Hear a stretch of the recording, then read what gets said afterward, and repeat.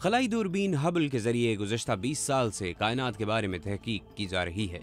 इस दूरबीन के जरिए कहकशाओं की हैरान कुन तस्वीर सामने आ चुकी हैं।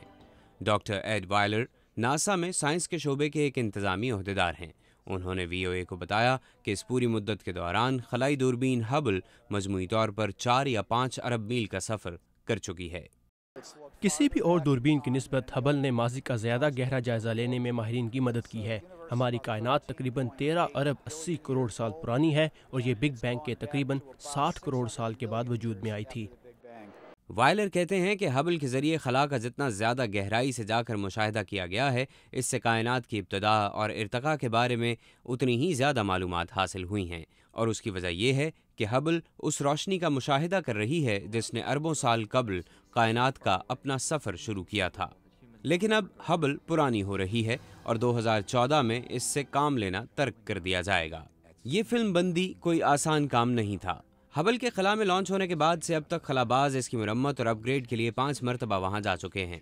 इस सिलसिले की आखिरी और हतमी मुहिम के दौरान 2009 में इसमें IMAX 3D कैमरा नस्ब किया गया था। जब खलाबाजों ने हबल की मुरम्मत की तो इस दौरान शटल में मौजूद एक खलाबाज ने इस पूरे अमल को 700 पाउंड वजनी एक IMAX कैमरे के जरिए फिल्म बंद किया था। ये फिल्म बंदी कोई आसान काम नहीं था। हबल और खलाबाज हर 90 मिनट के बाद ज़मीन के गिर्द अपना चक्कर मुकम्मल कर रहे थे और इस दौरान हर 45 मिनट के बाद उन्हें या तो तुलुए आफ्ताब या फिर गुरूब आफ्ताब का सामना करना पड़ता था। इस मिशन के एक स्पेशलिस्ट माइकल मस्मीनो का कहना है कि रोशनी में तेज़ी से होने वाली तब्दीली अमले के अरकान के लिए सबसे बड़ा चैलेंज थी।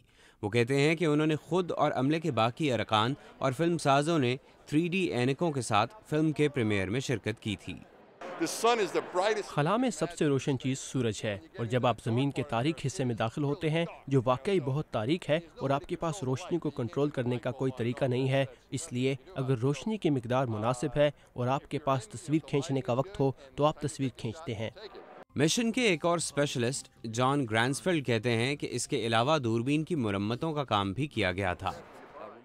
बड़े बड़े खलाई दस्तानों के साथ छोटे छोटे पेचकसों को हरकत देना, सर्किट बोर्ड पर काम करना, चीज़ों को तब्दील करना और फिर इन्हें वापस अपनी जगहों पर वापस रखना। चुनाचे फिल्म में नाजरीन खला और ज़मीन को उस तरह देखते हैं जिस तरह खलाबाजों ने अपनी खला चहलकदमियों के दौरान उन्हें देखा था। हबल के जरिए कायनात की गहराइयों की जो तस्वीरें उतारी गई हैं उन्हें इस फिल्म में 3D में पेश किया गया है। फिल्मसाज टोनी मेयर्स कहती हैं कि IMAX टेक्नोलॉजी के बगैर ऐसा मुमकिन नहीं था। ये एक 3D फिल्म है लेकिन हबल दूरबीन 3D में तस्वीरें नहीं खींचती और हमें ऐसा करना होगा। खलाई उमूर के माहिर फ्रैंक समर्स कहते हैं कि 3D तस्वीरों के लिए उन्हें साइंसी डेटा से मदद हासिल करनी पड़ी। इसके लिए वाकई साइंस की मदद दरकार है। हमारे पास साइंसदानों की एक ऐसी टीम मौजूद है जो हमें इस बारे में साइंसी डेटा की फराहमी में मदद देते हैं। कनाडा के फिल्मसाज ग्रेहम फर्गुसन ने तकरीबन 40 साल कबल अपने एक रिश्तेदार के साथ मिलकर IMAX टेक्नोलॉजी इजाद की थी। मेरा ख्याल है कि जल्द ही हर शख्स के लिविंग रूम या हर घर के थिएटर में एक IMAX मौजूद होगा। आप अपने घर में बैठे बैठे दूसरे सैयारों की सैर कर सकेंगे।